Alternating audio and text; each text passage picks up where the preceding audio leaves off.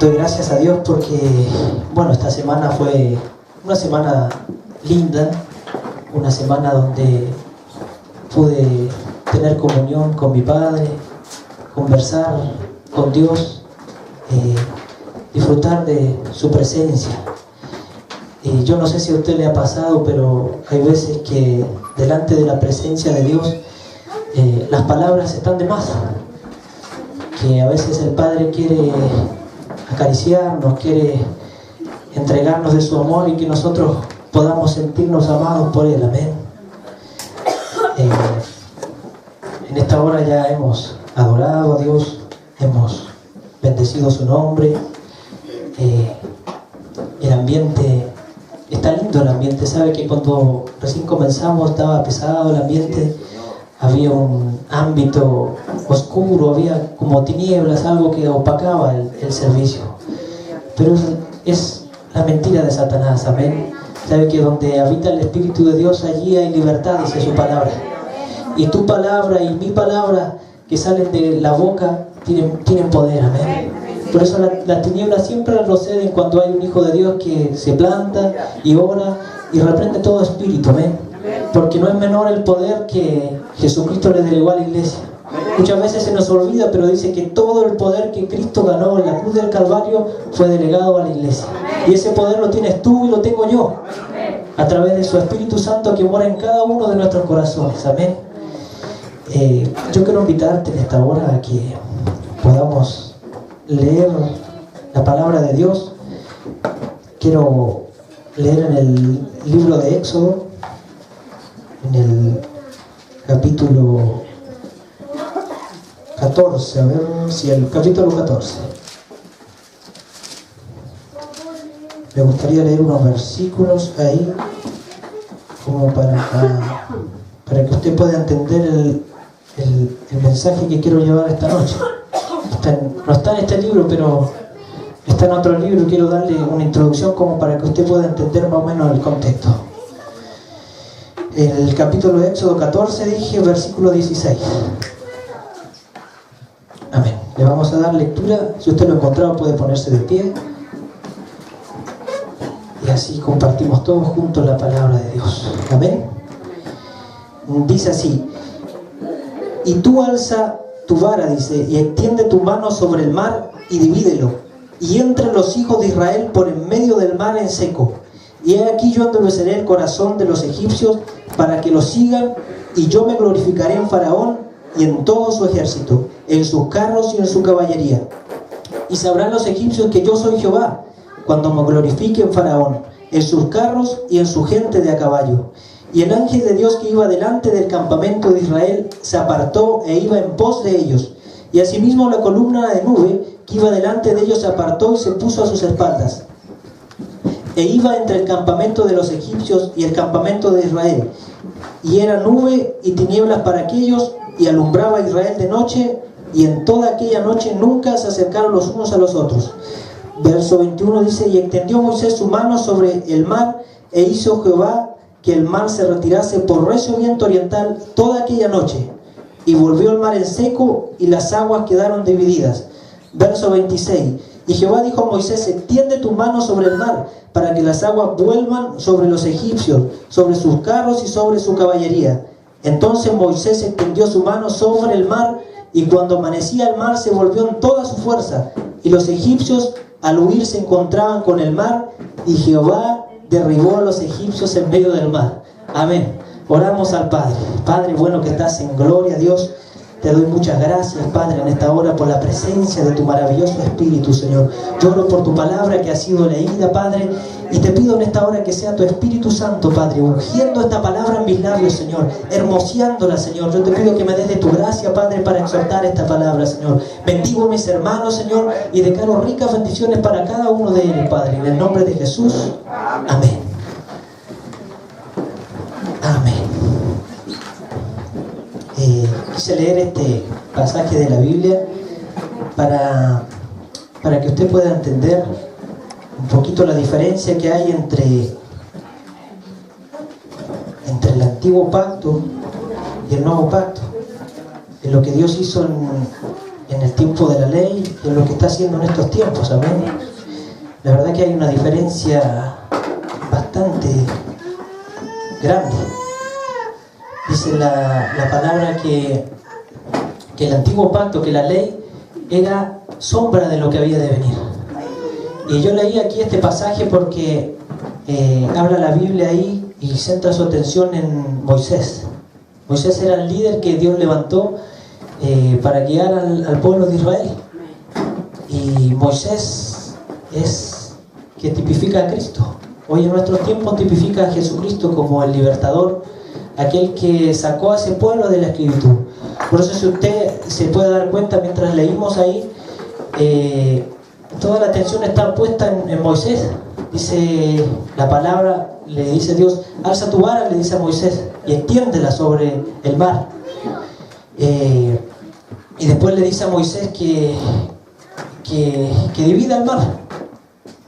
Y si usted se fija, la atención está siempre en Moisés. Y es porque Moisés tipificaba a Jesucristo, el libertador. Nosotros quizás anduvimos tiempo en esclavitud.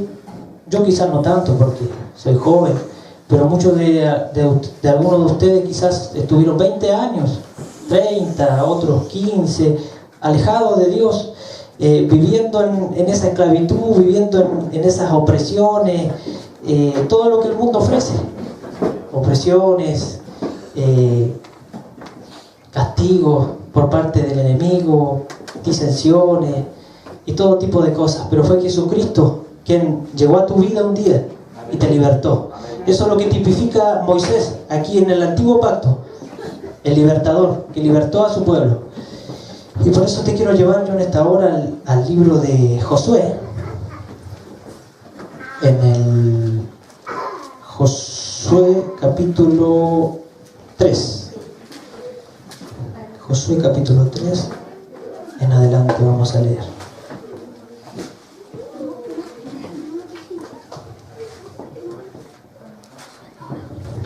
Amén.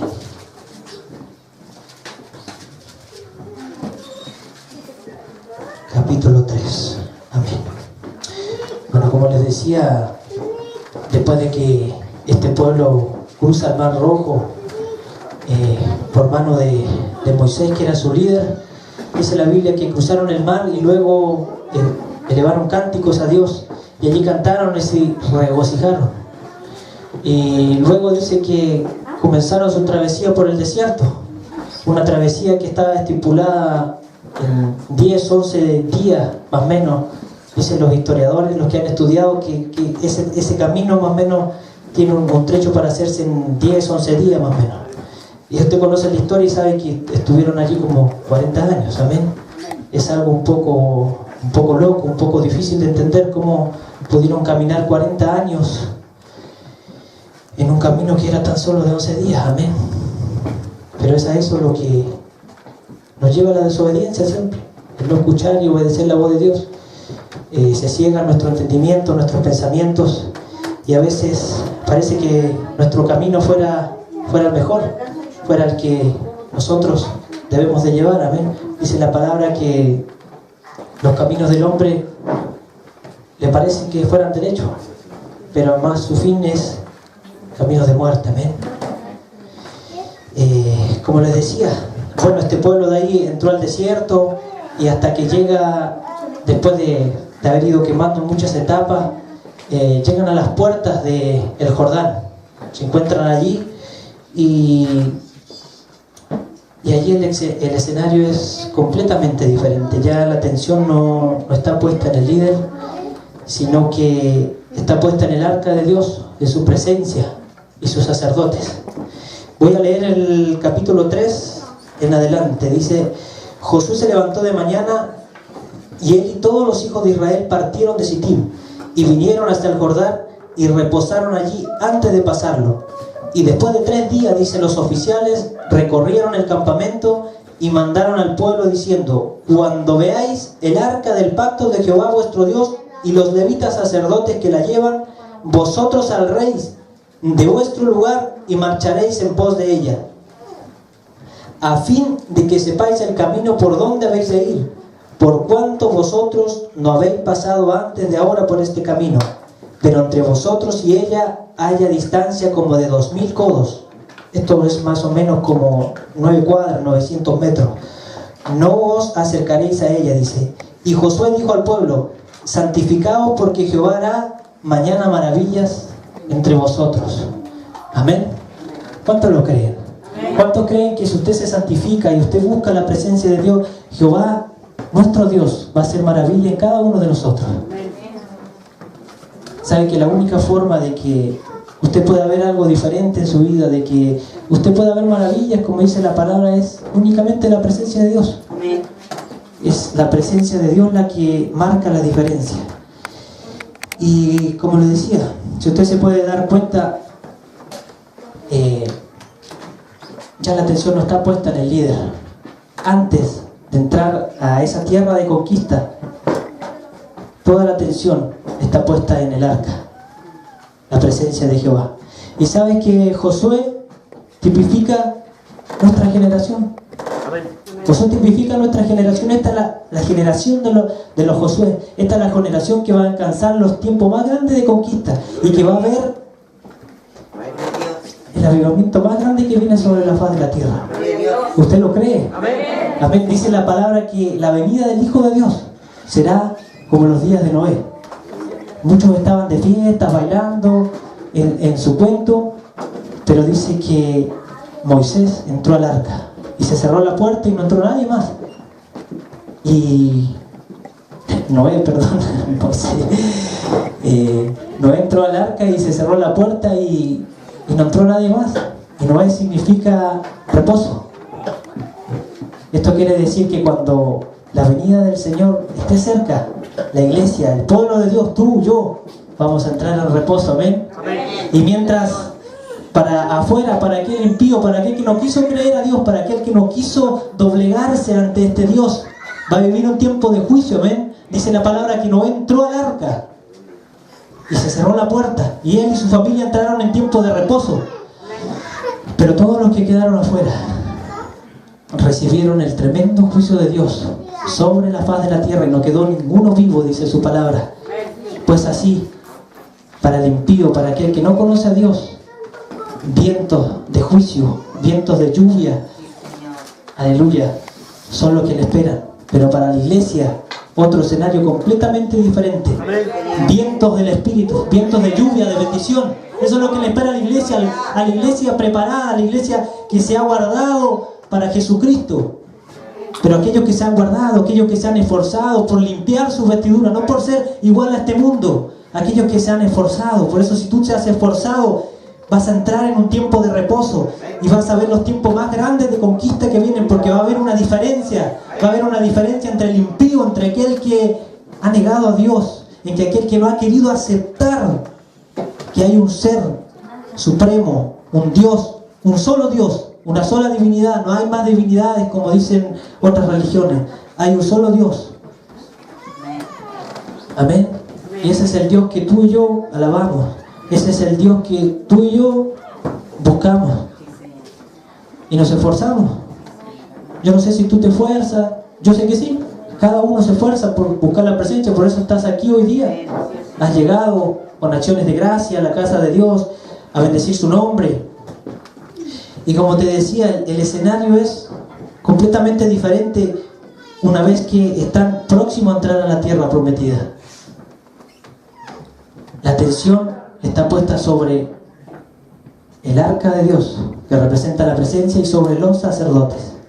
Es por esto la importancia del sacerdocio. El sacerdocio tiene una importancia bastante grande para los planes de Dios que Él tiene. Y es que entran en su diseño. Cada sacerdote tiene una responsabilidad bastante grande delante de Dios. Amén. Y es en eso que quise enfocar hoy día mi mensaje, la palabra que Dios me dio.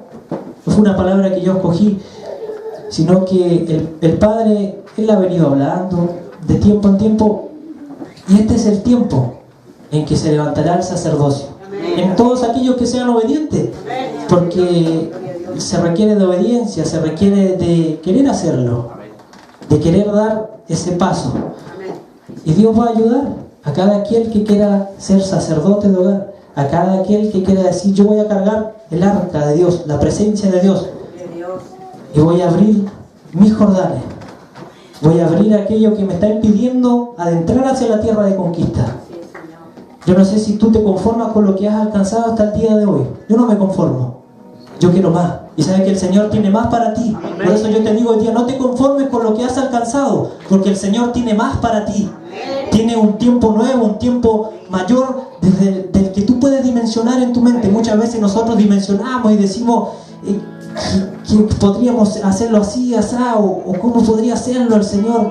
Y sabe que nuestros pensamientos no están ni cerca de los pensamientos de Dios. Dice su palabra que los pensamientos de Dios son tan altos que nosotros no los podemos dimensionar. Nuestros pensamientos son pequeños, bajos, y a veces cuando echamos a volar nuestra mente pareciera que no sé, que poco más estamos pensando como Dios. Pero a veces nos cuesta entender la voluntad de Dios, su propósito. Y muchas veces la iglesia ha pasado por desiertos, por pruebas, y ha ido quemando etapas, así como el pueblo de Moisés, el pueblo que lideró Moisés. Dice que después de que cruzaron el Mar Rojo, ellos elevaron cántico porque habían salido recién de la esclavitud. Así como tú y yo, cuando un día nos convertimos, había un gozo tan grande en nuestros corazones, una alegría tan grande, algo tan diferente que no caía en nuestro pecho. Aleluya. Pero con el pasar del tiempo entramos en ese desierto.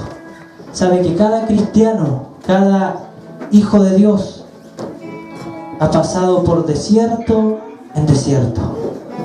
Tú y yo hemos pasado desiertos dolorosos, donde pareciera que el Padre está lejos, que pareciera que nos ha olvidado. Pero ese desierto ha sido para prepararte a un tiempo mayor, para que cuando tu corazón esté preparado puedas cruzar el Jordán y puedas alcanzar lo que está prometido para ti. Esa tierra, Canaán, representa tu propósito. Canaán, la tierra prometida, lo que Dios te ha prometido. Dios te diseñó en el vientre de tu mano desde la fundación del mundo, y tenía un propósito para ti. No naciste solamente para trabajar, para darle sustento a tu familia, para adquirir una casa, adquirir un auto. No naciste para eso. Si hasta este día creías que eso era todo, alcanzar la bendición de Dios, tener una casa, tener un buen auto, un buen trabajo, que tus hijos alcancen estudio, no fuiste preparado para eso. Fuiste preparado para algo mayor, amén. Y yo quiero que puedas gozarte en esta noche, porque esta es la generación que va a ver el avivamiento más grande sobre la faz de la tierra. Y luego Jesucristo vendrá en una nube, aleluya, y tomará los suyos a su iglesia, a esa iglesia limpia, esa iglesia que lavó sus vestiduras con la sangre del Cordero. Aleluya. Por eso el apóstol Pablo les decía a sus discípulos: no contristéis al Espíritu Santo, con el cual fuisteis sellados para el día de la redención. El Espíritu Santo es tu sello, es las arras del Espíritu, como dice. Esa es la garantía de que cuando Cristo venga en gloria, tú te vas con Él.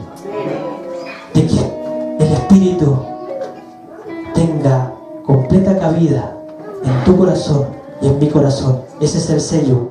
Desde los aires mirará el Señor y pondrá sus ojos sobre la tierra, y cada corazón que esté lleno del Espíritu de Dios volará a las nubes con Él. Una iglesia limpia, lavada.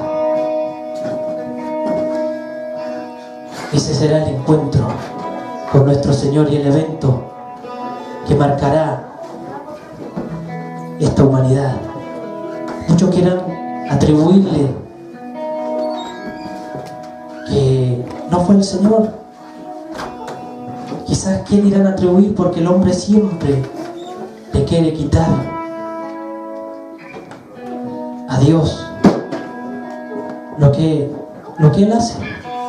Siempre se lo quieren atribuir a otra cosa. Pero tú y yo sabemos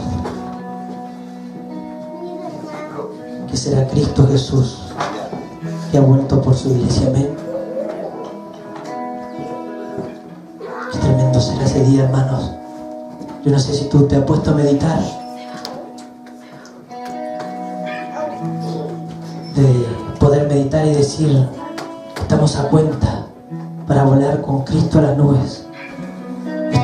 He lavado mis vestiduras, me he lavado con la sangre del Cordero.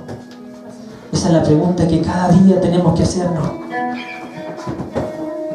porque esta es una oportunidad muy grande que si la dejamos pasar tendremos que llorar lágrimas de sangre. Amén. Sin distraerme del mensaje, dije que era de vital importancia el sacerdocio en el diseño que Dios tiene para este tiempo. Para alcanzar la tierra prometida, para alcanzar las más grandes conquistas, es necesario la unción sacerdotal. Y yo he titulado este mensaje el día de hoy: cruzando el Jordán bajo la unción sacerdotal. Amén. Diga conmigo: unción sacerdotal. Amén. Unción sacerdotal.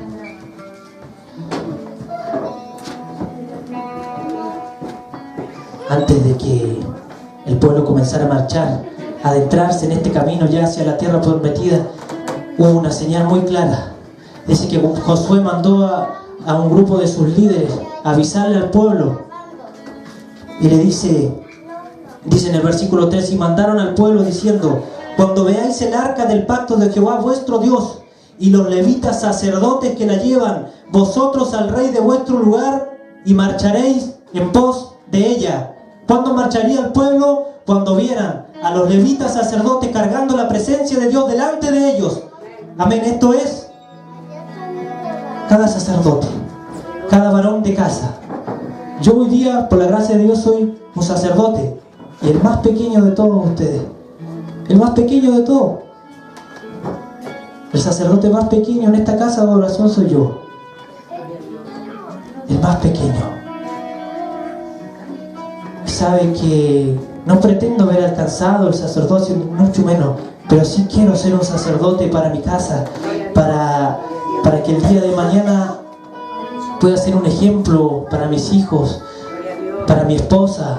Yo sí quiero ser un sacerdote. ¿Cuántos quieren ser ese sacerdote que Dios diseñó desde el principio de los tiempos? ¿Sabe que este es el diseño? Este es el diseño perfecto de Dios que Él diseñó. Dice la Biblia en el Antiguo Testamento que cargaron los sacerdotes la presencia de Dios, y el sumo sacerdote iba adelante, y luego iban 4 sacerdotes cargando el arca de Dios, uno en cada esquina, y luego atrás, leímos aquí a una distancia como de 900 metros, dije, iba el pueblo marchando. Por eso te digo que este es el diseño perfecto de Dios, porque adelante va el sumo sacerdote, Jesucristo. Jesucristo es el sumo sacerdote, y luego vienen los sacerdotes. Cada sacerdote de casa viene después cargando la presencia de Dios, y luego atrás viene el pueblo, el remanente. Ese es el diseño de Dios. Jesucristo, el sumo sacerdote, es el que va al frente, es la cabeza de todo varón, y luego el varón es la cabeza de la mujer, en orden alternado. A Dios no se le escapó nada. Yo antes me preguntaba y decía: ¿por qué Dios hizo todo con tanta simbología? ¿Por qué los sacerdotes tenían que cargar un arca y caminar, y el sumo sacerdote adelante, y al lado otros tocando el shofar, y luego a una distancia más o menos de tantos metros el pueblo? ¿Por qué simplemente no llegaron y salieron así? Porque yo decía: ¿por qué no se reunieron y simplemente cruzaron el Jordán y se fueron?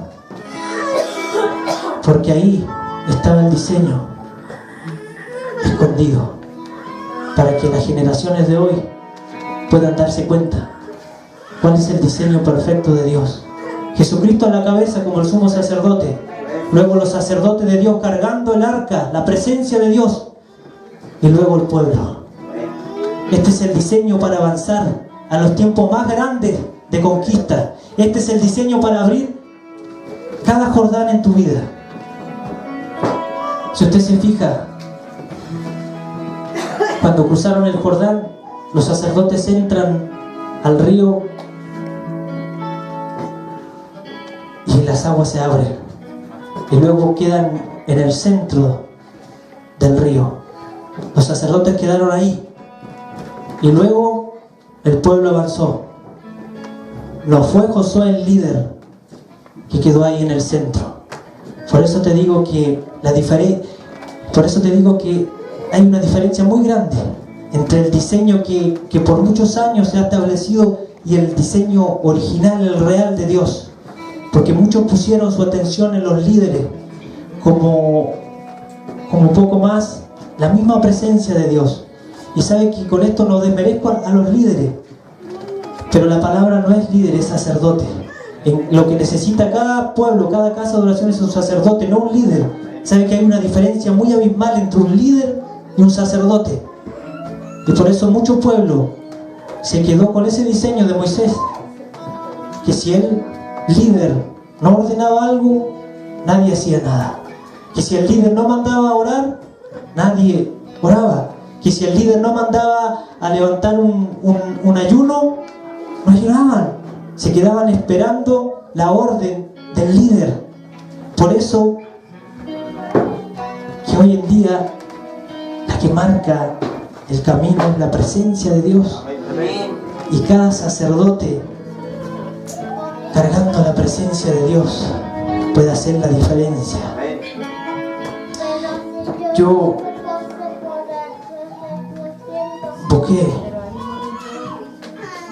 no en profundidad, sino que para que tengamos una idea más o menos de lo que significa ser un sacerdote, porque es parte por ahí. Y yo en esta hora le pido a cada uno de los sacerdotes que puedan tomarse esta palabra con humildad, que no me puedan ver a mí, sino que puedan oír la palabra de Dios y tomarla con un grado de humildad, porque la palabra nunca ha sido para juzgar a nadie, la palabra nunca ha sido para arremeter contra nadie, sino que la palabra es para abrir los ojos, es para que nosotros podamos atesorarla en nuestro corazón, y no tan solo atesorarla, sino que ponerla por obra. Por eso yo te digo en esta hora que no te sientas agraviado si algo no te parece. ¿Sabes? Porque la realidad de lo que Dios quiere, de lo que es un sacerdote, es algo bastante grande, hermano. Por eso Dios ha venido hablando de que el sacerdocio en esta casa está caído. Y yo no sé cuántos concuerdan conmigo. Yo creo que yo no soy el único loco que piensa lo mismo, ¿cierto? Porque es el Señor que lo ha venido hablando. Y me gustó mucho escuchar el otro día de decir que el sacerdocio, de reconocer que el sacerdocio estaba caído. ¿Sabes por qué? Porque el primer paso que uno debe tener para cambiar algo es reconocer que no está bien, reconocer que no lo hemos estado haciendo bien. Ese es el primer paso, el arrepentimiento, para que luego venga una transformación.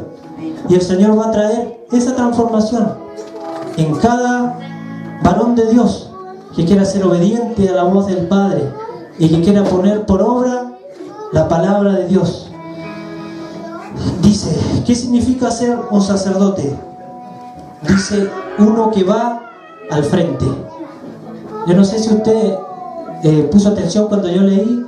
Dice que la señal que le pusieron al pueblo era que cuando vieran a los sacerdotes, en este caso que iban al frente cargando la presencia de Dios, el pueblo marcharía. Esa era la señal para que el pueblo marche, ver a los sacerdotes de Dios cargando la presencia.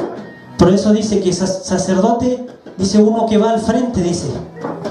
en tiempos de crisis, en tiempos de dificultades, en tu casa, en mi hogar, en tu hogar. El que debe ir al frente es el sacerdote. Es el pilar fundamental en la casa, el sacerdote de Dios. Dice, uno que toma la iniciativa. Amén. Uno que toma la iniciativa. El primero en orar, el primero en leer la palabra de Dios, el primero en levantarse en ayuno, el primero en todo, hermanos, es el sacerdote, es el ejemplo a seguir. Tú y yo debemos convertirnos en un ejemplo a seguir. Yo debo ser un ejemplo para mi esposa. Yo no tengo hijos, pero también debo ser un ejemplo para mi esposa. Debo ser un ejemplo a seguir. Uno que toma la iniciativa, uno que toma decisiones, dice, uno que provee y suple todo tipo de necesidades, necesidades materiales, necesidades emocionales y necesidades espirituales. Amén. Por muchos años la mentalidad de un sacerdote siempre fue el de suplir las necesidades materiales.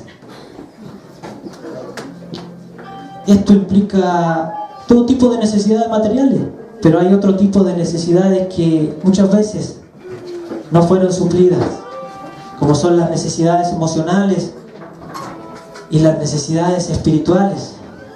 Muchas veces vemos hijos deprimidos, hijos tristes, y sabe que esa es la responsabilidad del sacerdote: levantar a su hijo, ponerse en la brecha por sus hijos, por su esposa. No puede haber en una casa de un sacerdote alguien deprimido, alguien triste, alguien amargado. Un sacerdote no puede tolerar tal cosa. Amén. Dice, un sacerdote representa a su familia delante de Dios. ¿Quién representa tu familia? Eres tú. En tu casa, en tu hogar, el que representa a tu familia delante de Dios, eres tú. Quien representa a mi familia, a mi casa, soy yo. Y así sucesivamente. Dice, este trae a Dios sus problemas y situaciones y lo hace en favor de su familia, hijos, esposa. Esto quiere decir un intercesor en el máximo esplendor de su palabra. Amén. Muchas veces escuchamos mujeres, grandes intercesoras, y no digo que esté mal, está pero muy bien, pero el máximo intercesor debe ser tú, sacerdote, debe ser tú. El intercesor más grande en la casa debe ser el sacerdote, uno que ve las necesidades, que ve cualquier tipo de cosa y lo lleva en oración a la presencia de Dios y presenta eso a Dios, porque representa a su familia. Amén. Representa a su familia. Dice, un sacerdote representa a Dios delante de su familia. Estas son las dos cosas más importantes de un sacerdote. Es como que resume toda la función de un sacerdote. Es simple, básicamente el ejemplo que define un sacerdote es un mediador. Un mediador siendo el que representa a su familia delante de Dios y el que representa a Dios delante de su familia. Esa es la función del sacerdote, representar a Dios delante de su familia. ¿Quién debe tener siempre palabra de Dios para su familia? Es el sacerdote.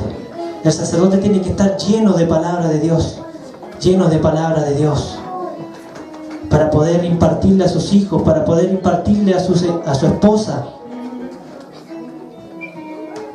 Dice, uno que ofrece sacrificios de carácter espiritual. En el Antiguo Testamento la función principal de los sacerdotes era ofrecer sacrificios, pero hoy el sacerdocio que Dios estipuló es un sacerdocio que ofrece sacrificios espirituales. Vale decir, ofrenda, ayunos, adoración y todo tipo de sacrificios espirituales. Uno que discierne las trampas de Satanás, el desánimo en los hijos, el cansancio en la esposa. El sacerdote debe tener un alto discernimiento, discernir todo ese tipo de cosas.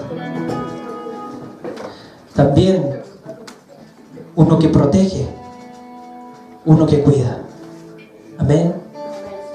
Las palabras de un sacerdote tienen un alto peso en el mundo espiritual, y de ahí uno que bendice o uno que maldice. Muchas veces se escucha por ahí un padre de familia decirle a su hijo: tú no sirves para nada, eres bueno para nada. Imagínese el peso que tiene en el mundo espiritual, la maldición de que alguien le pueda decir a su hijo: no sirves para nada, no sabes hacer nada. Es algo, es una maldición, eso es una maldición. Por eso que el sacerdote siempre debe bendecir a sus hijos, levantar la autoestima, levantarle el ánimo, todo aquello debe hacer el sacerdote. Y yo leí una historia y David dice la palabra que era conforme al corazón de Dios. Por eso yo no quiero que nadie se sienta, porque a lo mejor si hasta este día no has podido ser un buen sacerdote o no has sido un esplendor, un sacerdote en todo su esplendor, lo único que debemos hacer es aplicarnos solamente. Es decir: Padre, yo hasta este día no he sido el sacerdote que tú quieres que yo sea. Y solo comenzar a aplicarte. Ser el intercesor en tu casa. Ser el primero en todo. Ser el ejemplo a seguir. Tus hijos deben sentir una admiración como ninguna otra persona.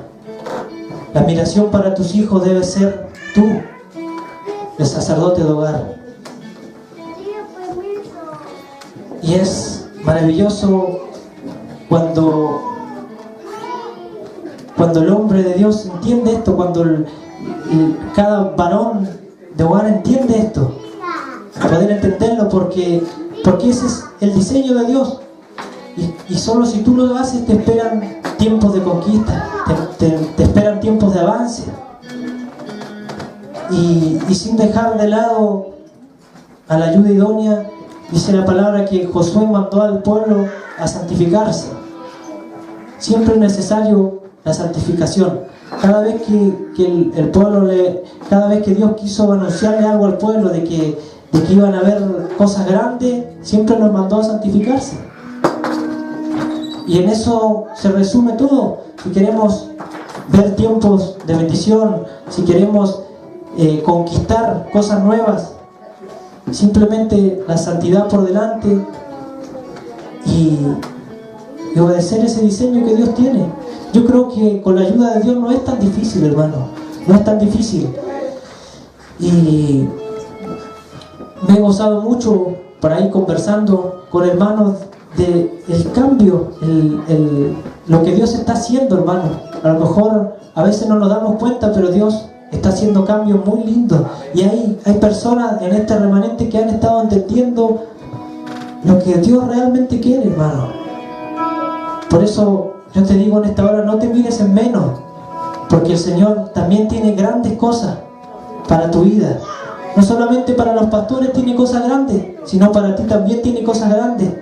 Tiene propósitos para con tu vida. Y David, siendo un varón conforme al corazón de Dios, no supo ser un sacerdote. Dice la Biblia que David, cuando Amnón mató a su hermana Tamar, él no hizo juicio, hizo como que nada pasó, sino que no juzgó con justo juicio aquella hora. Y hace un tiempo atrás estuvo predicando la pastora o el pastor, no me acuerdo, pero el motivo de la rebelión, el motivo de los juicios de Dios sobre una casa es porque no se ha jugado con iniquidad, porque han habido injusticia. Y hoy día vemos hijos rebeldes, vemos hijos amargados, y es porque en otro tiempo hubieron injusticias. Hubieron injusticias, ¿sabe que las injusticias marcan y hacen tremendas heridas en el corazón de los hijos? Yo no te hablo hoy día como un padre de hogar, sino como un hijo. Yo también fui hijo, y yo sé que lo fundamental que es un padre. ¿Sabe que yo cuando estudié estuve lejos de mi casa y no tuve a mi padre cerca? Y eso me marcó por muchos años, porque vi muchas cosas. Estuve como en 5 hogares diferentes y vi muchos tipos de jefes de hogar, y vi muchas injusticias, y viví muchos maltratos por parte de personas.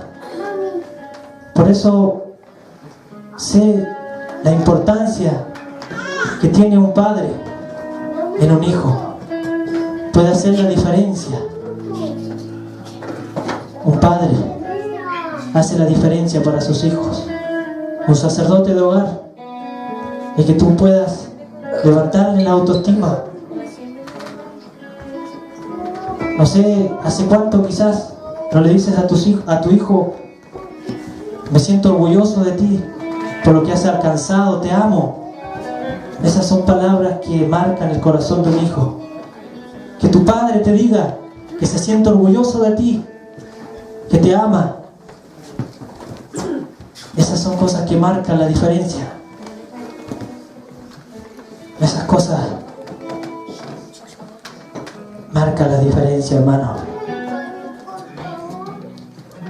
Y David, aunque él fue un hombre conforme al corazón de Dios, imagínense, dice la Biblia que David era conforme al corazón de Dios. David no fue un sacerdote de hogar. Y dice la Biblia que luego de eso se levantó Absalón, su hijo, en rebelión. Y dice que también vinieron muchos juicios sobre la casa de David. El profeta le dijo: la espada no se apartará de tu casa. Y él vio morir a su hijo, vio morir a su otro hijo, y una seguidilla de juicios, de rebelión, el hijo rebelado contra él. Por eso, hermano, yo con esta sencilla palabra he querido bendecirte, y más que nada he querido hacer hincapié en que puedas darte cuenta el diseño que tiene Dios para su pueblo. Un sacerdocio restaurado, un sacerdocio levantado, y de ahí el resto funciona. El pueblo sigue al sacerdote que va cargando la presencia de Dios, y con eso se adentra hacia un tiempo de conquista. Yo con esta palabra te bendigo y te insto a que puedas tomar tu lugar en la presencia de Dios, que puedas tomar tu lugar como sacerdote, y verás cómo te adentras a un tiempo nuevo, como Dios abre cada uno de tus Jordanes